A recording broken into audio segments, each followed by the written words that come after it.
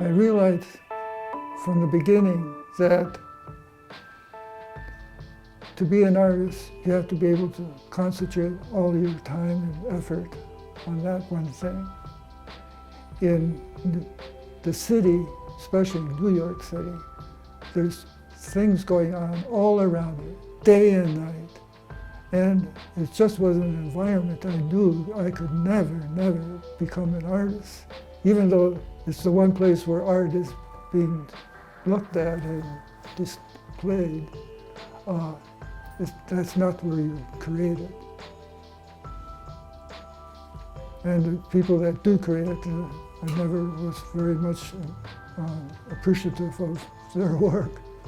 At first, I didn't know what to do, but I had a friend who had just graduated from art school, and she was basically interested in drawing the figure. And she invited me to be with her and draw with her. So she was living the summer in her cabin by the lake. So she invited me to join her, and I accepted it. We spent many nights drawing together until 3 in the morning, and it was really fantastic. But I realized, even though I didn't have the background that she had, I was able to capture a feeling in my work that seemed to come spontaneously. And it's only because of that that I decided to keep drawing the figure after I was more on my own and getting good results. And I escaped that whole idea that there's only a certain way to do it. But I just kept doing my thing my way. For me, not only is drawing the form, human form, a challenge, but it's the only thing that really interests me.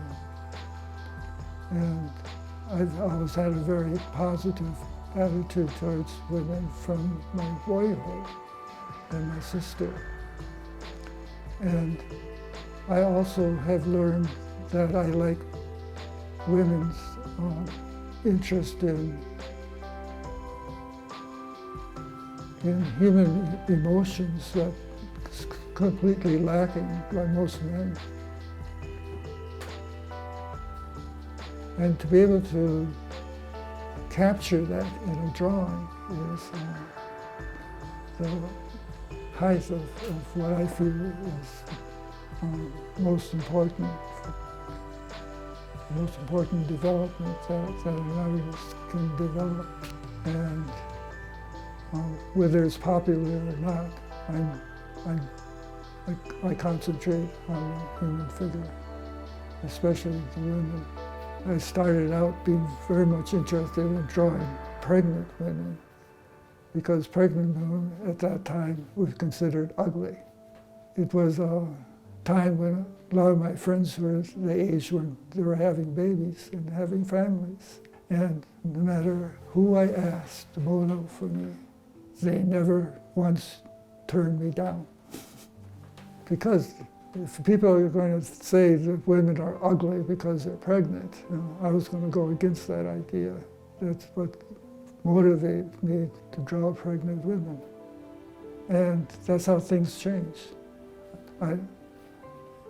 For some reason or other, what I was doing from the very beginning is now accepted as real art. One thing that's striking is how a woman regards herself, especially when she's pregnant.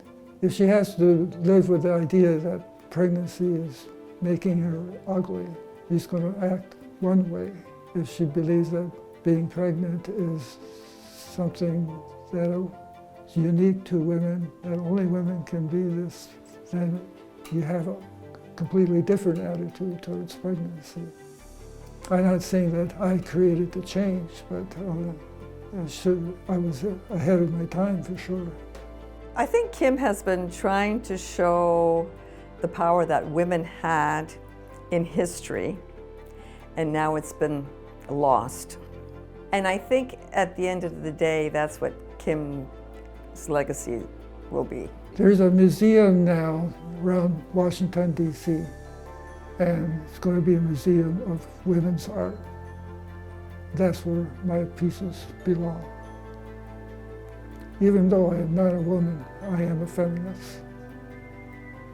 And I feel these pieces would fit into that kind of environment really well.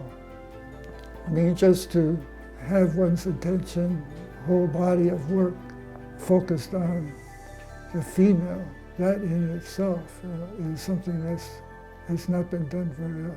I don't know where any male artist that has tried to paint the female form in the same way as I have.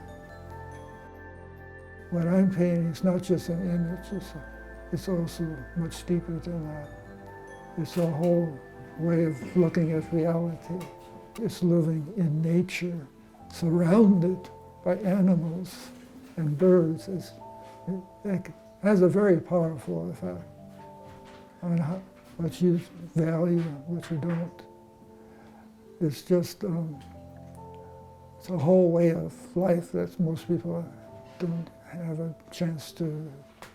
They might have a cottage someplace or a cabin someplace, but it's not usually where they spend their entire life the way I have. And the important thing is you're drawing a black person with a white person. This is very unusual to see this. And it stands out. I've rarely seen any painting where black and white are together. I can't remember ever seeing any. So that alone is a whole new step. And hopefully it will be repeated by others as well. But this is something that's completely out of bounds. I haven't seen any paintings like that ever. An artist has a special reputation, of going against the grain, that's considered acceptable. And I think these two paintings stand out because they go against the grain. They are developing a relationship that, for some reason or other, has been avoided by most artists. And usually artists are ones that lead towards social changes. And hopefully maybe these paintings will lead to some changes. But those two paintings are, I feel, my masterpieces. Not just by how well they are drawn, but what they're drawing. I've always been very interested in the mandala. And for me, it has a very deep spiritual connotation.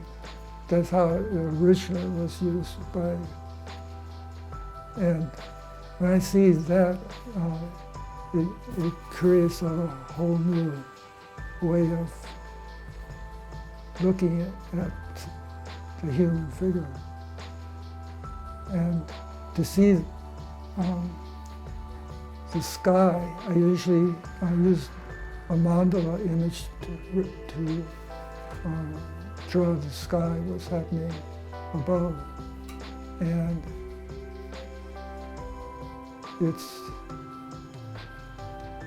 it has an energy of its own that just can't be created any other way. He's a very, very spiritual person, a very good person, and he's a very big part of my life and has been and always will be.